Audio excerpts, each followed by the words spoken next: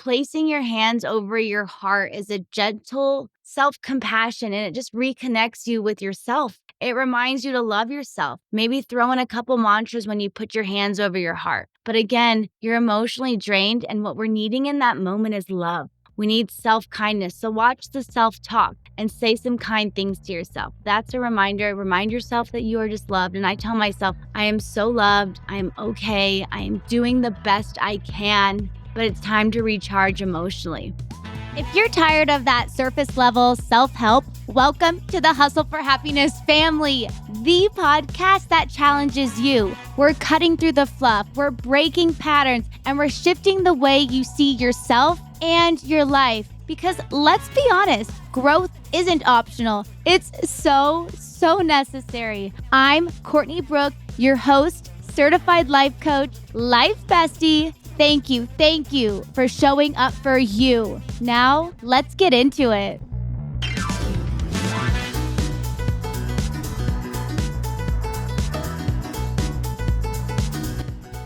All right, guys, we are live. Welcome back to another episode. This is a fun one. This one's different. I actually pulled my clients, not all of them, but in a different way. I didn't just deliberately just ask them, but I hear a commonality of questions. And those just tuning in, I am a mindset coach. I touch on intentionality, purpose. How do we get past being stuck or heartbreak or a career, whatever it might be. But a mindset coach is those thoughts and what's keeping us stuck in our brain, so to speak. I think we all can relate to that. But specifically, I pulled my clients, I get questions, and instead of repeating them over and over, but not in a bad way, like I feel like if my clients have these questions, you guys listening might have these questions as well, because I'm getting crossover and you guys message me for advice. And I love that, whether it's my clients or those just listening in, and I don't coach. But specifically, I put together 10 common questions that I get asked, and I am bringing them to you. And it's specifically around self-regulation and techniques for managing stress and high emotions. So let's just get straight into it. All right, Theo has decided to join us. Theo is our newest baby.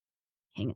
All right, so let me just first of all start off by saying I am sitting in my cozy jammies. The fire is going. I have the lights low. I am self-regulating already because sometimes before these episodes, not a high stress, but I get worked up. I get very excited. I'm speaking, and so I want to say everything that comes to mind, but I don't want to forget. And it's just, I have a whole pre-ritual now around just how do I prep for my podcasts.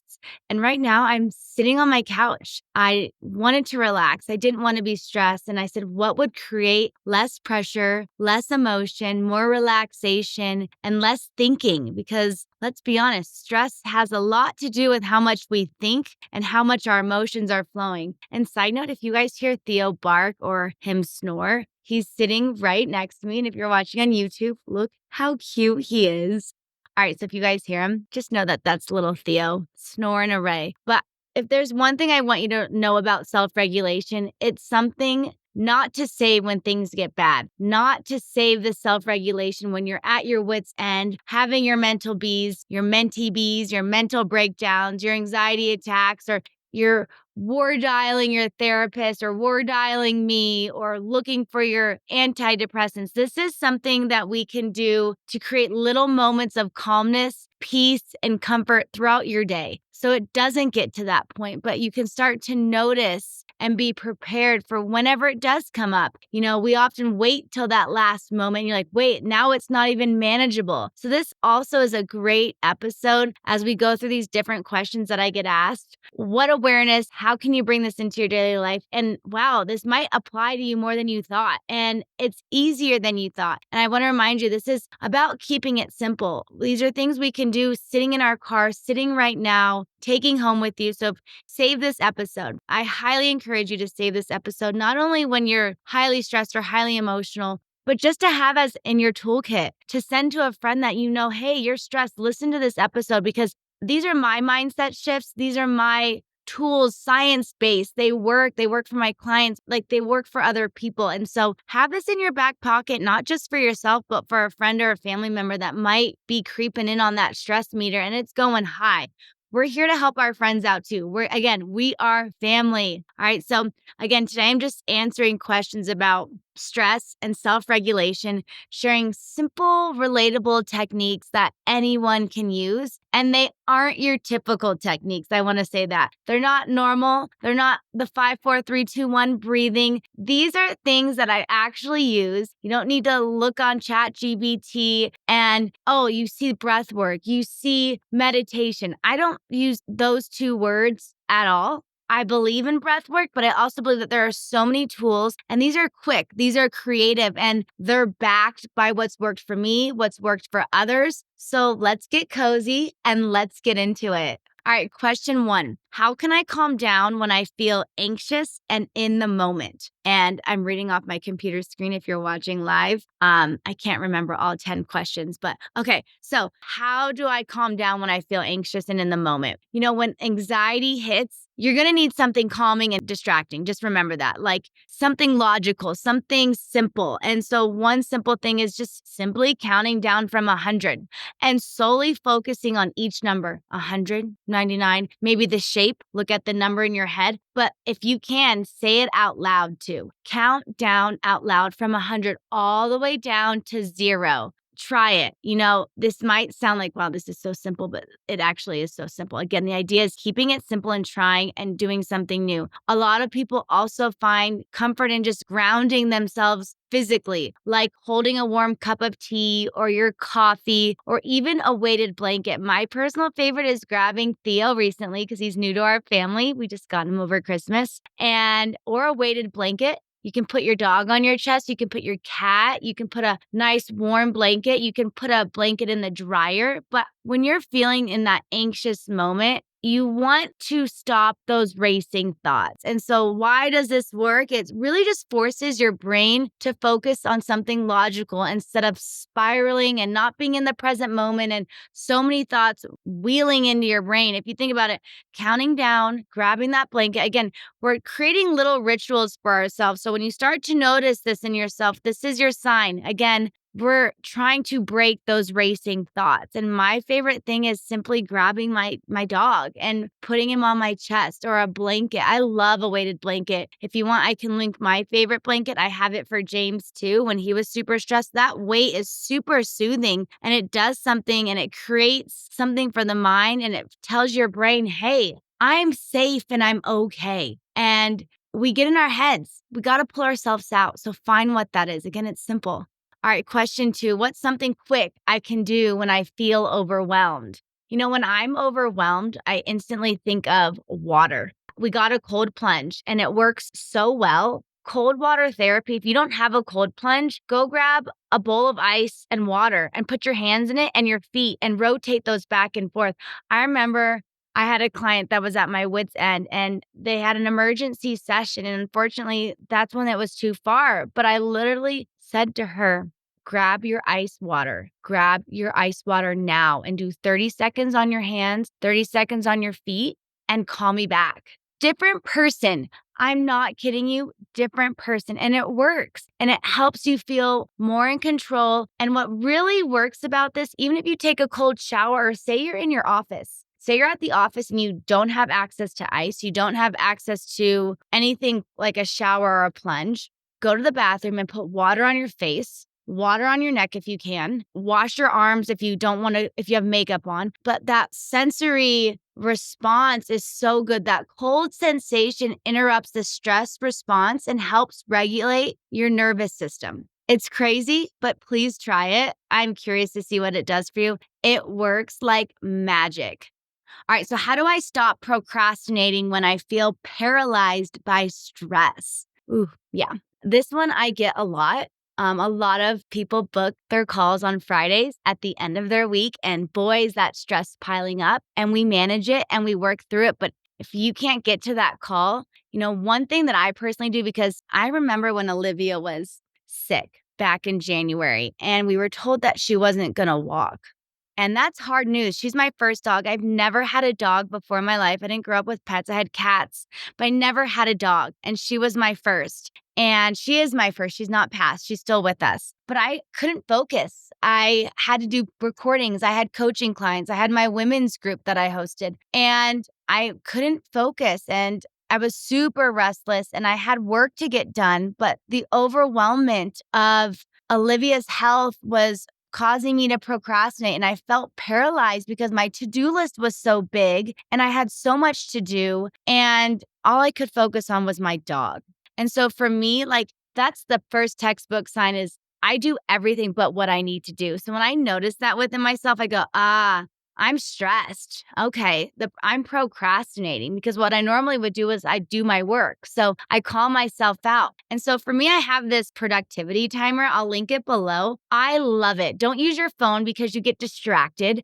I have a timer and I'll set it 2 or 5 minutes and I'll say, just do 2 minutes and get it done. Just do 2 minutes and see if you want to keep going. Do 5 minutes and see if you want to keep going. You know, when I set that timer, I promise myself I'll do 2 minutes of work. And if I want to stop, I can stop. If I want to be done, I'm done. Right. But the hardest part is getting started. And that 2 minute timer just takes the pressure off of, I have 7 hours of work, right? We want to relieve that pressure. You know, another thing that I've had my clients do, and it's so simple, is lighting a candle. You know, it's that sensory smell. It's your work smell, right? So maybe you have this one candle you have on your desk and you light it, and that's your ritual for starting your day. Or say it's 12 o'clock and you haven't started anything. Start your work candle, your ritual around getting started. You know, that smell, the same candle every time, doing the same thing and glorifying it and romanticizing it about your candle. Or maybe it's an incense,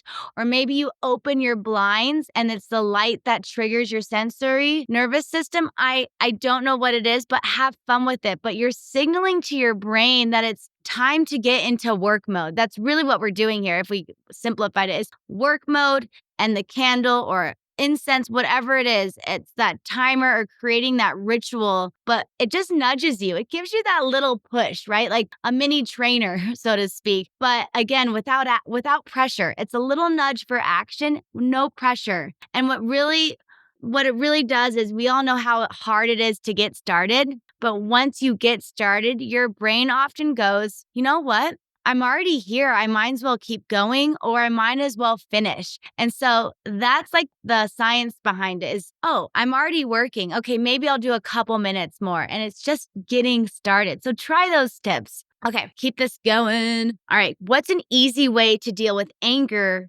in the moment?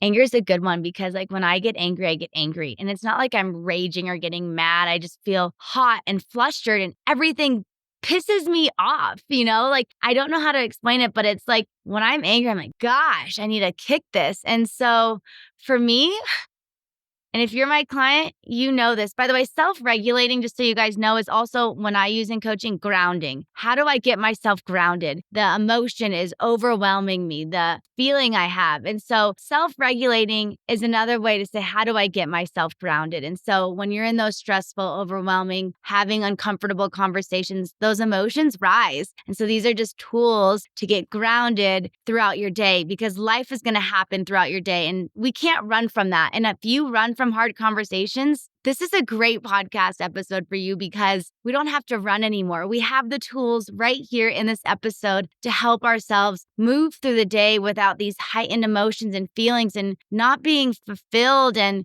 also, I just want to say, like, you are in control. We can do this. Like, there are tools out there for you. So, okay, back to like anger in the moment, though. My favorite thing, again, as I was saying, if you're my client, you know this is go outside for a walk. Like get outside and walk, move your body, fresh air, look at the trees, smell the air.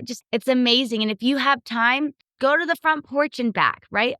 If I don't have time or it's too freaking cold, but lately I've been doing some walks outside because that fresh air just hits me in the face. And when I say fresh air, I'm being kind. It's 2 degrees, 4 degrees lately. It's been cold here in Wyoming, but it feels good. And I get outside and I go to the gate and back. And I'm like, I have a little extra time. I'm going to do 10 minutes. And I don't have my phone. I'm outside breathing that fresh air and I'll take that walk. You know, if you are a man listening or a woman that just, it takes over your body, go punch a pillow. Like another thing you can do if you don't want to go for a walk or you're not a cold person or you just don't like walk, punch a pillow. Squeeze a stress ball. Keep a stress ball on your desk and just squeeze it. You're moving, you're giving your body an outlet to move in a way that doesn't cause harm. You don't need to cause harm to your body. That's not what we're trying to do here. So that squeeze ball, going for a walk, punching the pillow, whether it's fresh air or squeezing a ball, the goal is to move that energy out of the body. We want to move it out of the body. And that's what the fresh air does. That's what the punching a pillow does. Why this works is we're releasing that energy. We got to get that energy out of our body. You can shake, you can work out. If you have extra time, go grab a workout. Anger is a perfect emotion telling your body, hey, you have a lot of adrenaline in your body. We need to move it. Walking, working out, punching a pillow. You get the point? Yeah, so do I. Hey everyone, I am really moved to interrupt this episode with something that's been on my mind. You see, I recently received a message from one of our listeners. Let's call him John. He originally reached out to me for marketing advice, but our journey together took an unexpected turn. John shared, "Thank you for helping me experience life better. I appreciate your guidance and your gentle challenges. What a beautiful ride it has been." His words really struck a chord with me because they highlight the incredible impact that coaching can have on our lives, like how it can shift our perspectives and open up new possibilities. So here's the thing. I want to extend a special offer to you, our Hustle for Happiness community. As a gesture of gratitude, I am personally offering a complimentary coaching session. No strings attached, just a chance to explore how coaching can support you in your own journey. So if you're curious or feeling stuck, click the link below to schedule your session whenever you're ready. Let's chat and see how we can make your ride through your life even more beautiful. Thanks for listening and allowing me to share this with you. Now, let's get back to the episode. All right, how can I stay calm in a stressful situation? Again, I'm a mindset coach, but I want to remind you that I have messy days too. I feel emotions. I am human. Just like a doctor gets sick, a doctor is still human and they're a doctor, right? Doesn't mean that just because they're a doctor, he's invincible from never getting sick. I have my days too. I have my toolkit, and a lot of these I use every day, if not every other day throughout the week. Again, I have this saved in my phone and I'm just literally sharing my notes based on what I do and what my clients have asked. And now this is your tool. So please, again, save this. This is fun. I feel these things. They work for me. Okay, so number 5. So we have 5 more questions. We're ripping through these. How can I stay calm in a stressful situation? We know that conversations get tough. And staying calm in a stressful conversation. How can I stay calm in a stressful conversation? They get intense. I used to run from them. I still actually kind of run from them, but I'm working through that to not. And when I know a conversation gets uncomfortable, I definitely like to hold something cold, like my water bottle or a cold mug. I know it sounds random, but it keeps me so grounded. That coldness, if you don't carry a water bottle, this might be the sign you needed to drink more water and carry that water bottle. If you don't have a cold water bottle or you can't get to some ice, just sip your water. It allows for you to pause. Maybe you need 5 sips before you react or speak, but it brings an intentionality piece. It breaks it with the water and the coldness, and it allows you to collect your thoughts. I love sipping water when someone is ticking me off. And that's why I love carrying my water bottle with me. People think I want to get hydrated. Let's be honest. This conversation is uncomfortable, or I'm prepping myself if it is uncomfortable. But again, why does this work? The cold sensation will pull your focus to the present and interrupt the emotional intensity of that moment. The coldness, if you can, again, go for a walk, but you're in a conversation, you can't move. You're there to be present. Grab your water bottle. Say, hey, give me a minute. I need to grab some water. Can I grab my water bottle? Carry that. If you know you're going to have an uncomfortable conversation on the phone, get your water bottle and sip the cold water. Don't knock it till you try it. I'm serious. All right. How do I feel less stuck when I'm sad? I just keep going back to Olivia and how sad it was. And it still is. It's sad to not see her living and running around. But I did this to an extreme. When I'm sad and I want to feel less stuck, I clean and I rearrange. I clean the whole house. I had 4 hours of cleaning. Now, I'm not saying go to that extreme, but you can rearrange something like your desk or a bookshelf or a simple one, apps on your phone or cleaning up your photos, just something to do because it's changing your physical environment. Even in small ways. I know your phone it's still part of our physical environment, but like if you can rearrange, it does something to your mental energy and to remind you that movement is possible, right? Like it's so subtle, but it's big. And another one, if you can, dance. Dance is another great therapy. Like dance therapy is so good. The movement is so helpful. And listen to a favorite song. Like you're listening to your favorite song, sing the lyrics and move that body. If you can't go out for a walk, rearrange your desk right in front of you. Your phone is right there too. Rearrange those. I'm giving you tools, whether you go for a walk. I personally love stretching. Stretching is such a good one. You want to move your body. You want to flow. The mind and the body are so connected. And we often are reminded of that when we start moving our body and how good it feels. And so it's just to remind you that you're not stuck. When you're stuck, move, move, move, move. Don't just sit there. All right, number 7, how do I deal with insecurity when I'm overthinking? Yeah, I've dealt with insecurity a lot in my life. Being a competitive gymnast, competitive cheerleader, cheered in college, that's a sport that is constantly based on image. And then I worked in aesthetics. I mean, everything in my career I feel like is based around aesthetics. So I've had to constantly work on that journey of overcoming my insecurities. Or now with social media, we all compare ourselves. I know I do, and I have to work at it every single day. Every day. And when I find myself comparing on, especially on social media, I actually have to unfollow that person or mute their things because it's affecting me and I don't need that. And so I'm all about, if it doesn't work for me, remove it. It's not personal, but when I am overthinking and really around my insecurities, I love writing post-it notes on the mirror. I love changing my background to a positive affirmation. I am worthy. I am so beautiful and I love my body and I love everyone else's body. I love mantras. Another one is I do this on all my passwords. I'm not going to tell you my password, but I'll give you an example is I am beautiful. I love myself. You can do uppercase, lowercase, 0, but type in your affirmations into your passwords. It's like my favorite thing to do because when I'm typing it, I'm like, oh yeah, I love everyone. I do love everyone. Put in a mantra like that. Really, when you're typing it, it brings that positivity back into your life and it reminds you that you are enough. And the sticky note, when you have it on your mirror, it reminds you in the morning that, not only will this set the tone for my day, but it's a reminder. So just know your worth. That's what these reminders are for. And if you have a fun one, go look in front of that mirror and strike a pose. Look at yourself in the mirror. I'm not kidding you. Look yourself in the eyes and say, I am beautiful. Love yourself. Strike 5 different poses, peace sign, kissy face, hands in the air, shaking your butt, whatever you want. But again, it's silly. How can you not let go of the insecurities? But what comes to mind when I think of this is you're loving your inner self. You're loving that younger you. You're loving that inner, I'm going to say me, that inner Courtney, that inner you, and you're honoring her. So be silly in front of that mirror. Put your hands on your hips. But again, the mind and body are so connected. When you hold yourself confidently, your brain starts to believe it. Whether you say it, you see it, you type it, you hold it on your phone, whether you're following it, again, your brain starts to believe what you see, hear, think, everything. So just notice those little things and how can you clean up or add to these? All right, what's a quick way to shake off frustration?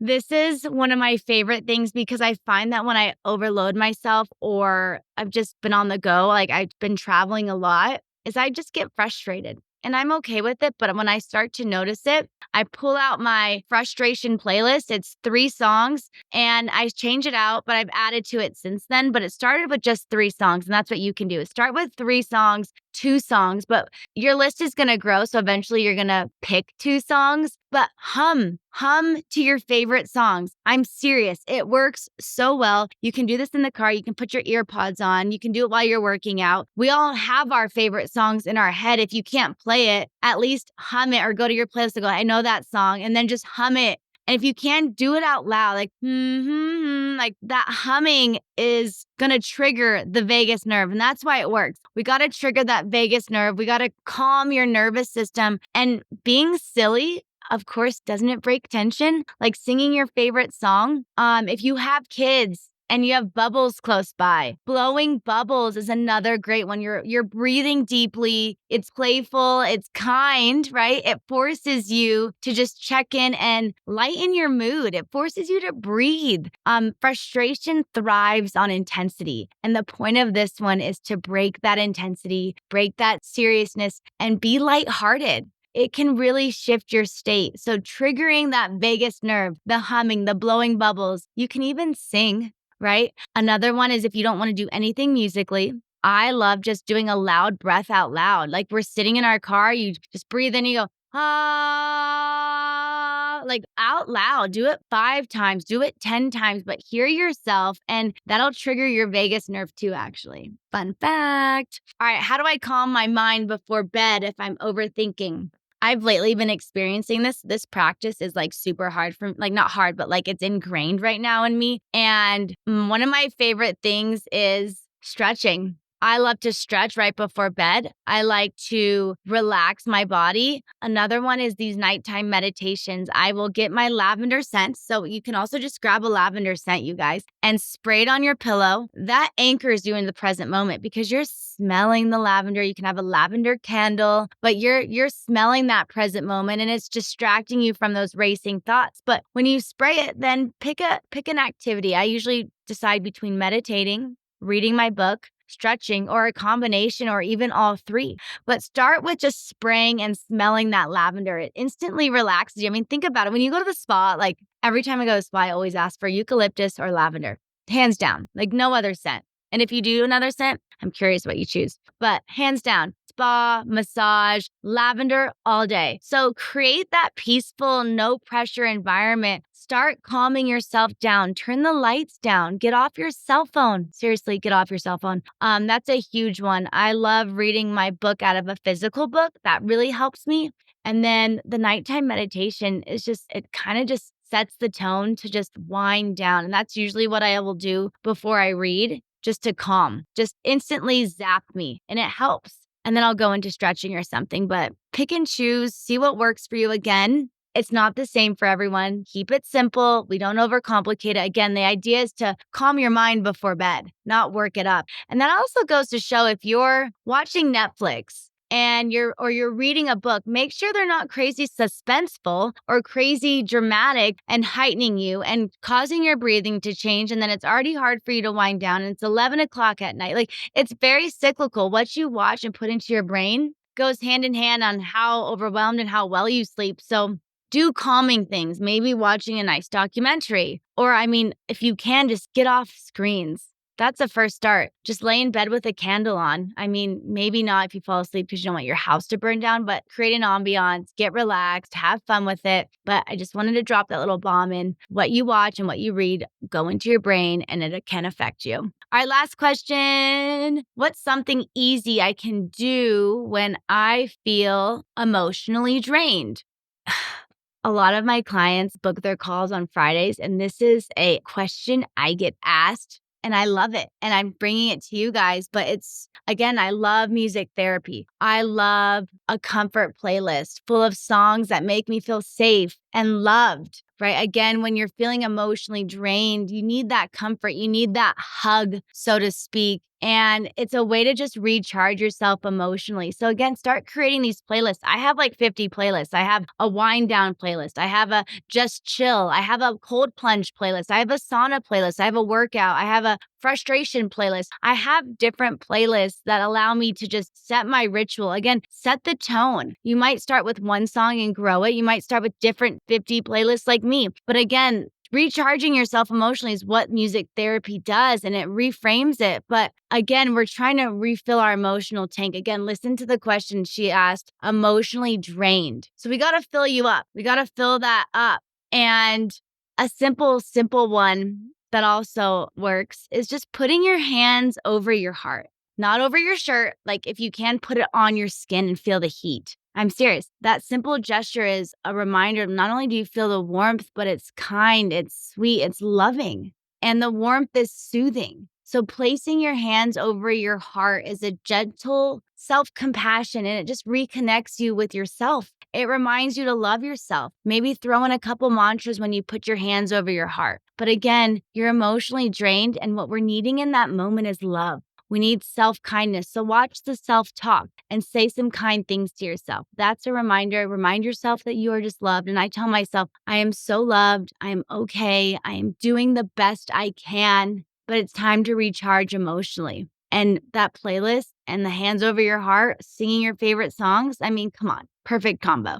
As we wrap up today's podcast episode, I just wanted to remind you this is tools. You are having everything you need right now within you. You don't need anything more. You don't need to buy anything. You don't need to spend money on different gadgets. Everything I've shared with you today is within you. You are whole. You are resourceful. We just need to know how to use our bodies and work with our minds. And that is my reminder that you can blow bubbles. You can dance to your favorite song. You can hold that warm mug, spray 15 cents of lavender on your pillow. Do what you need to do. Maybe it's just like me sitting in my jammies right now, feeling so cozy, watching this comfortable, cozy, beautiful, warm fire. The lights are low. I'm hanging out with Theo. Create that environment, create that peace. Again, we can do it anywhere, and we start today, right? We have the tools to start today. And remember, small actions make a big difference. So try one of these techniques this week. Let me know how it works for you. Tag me, share with me, Hustle for Happiness podcast,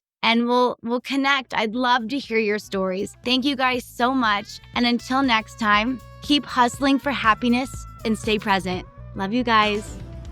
All right, HFH fam, that's a wrap. But before you go, let's talk about Happier Hour. Think of it like hiring a personal trainer for your mindset. You know, you can do this all alone, or you can have someone help you, guide you, push you, and help you see things you wouldn't normally see on your own. And just like training your body, one good session can seriously change everything. Now, I don't want money to be the reason you're staying stuck. So I created this specialty coaching session to get you moving. DM me Happier Hour at Hustle for Happiness Podcast Instagram, or just click the links below in the show notes and book your session. Oh, and don't forget, you can watch this episode live on YouTube at Hey Courtney Brooke and subscribe so you don't miss what's coming. Thank you again for showing up for you. Until next time, keep growing, keep pushing, and I'll see you back here soon. Love you guys.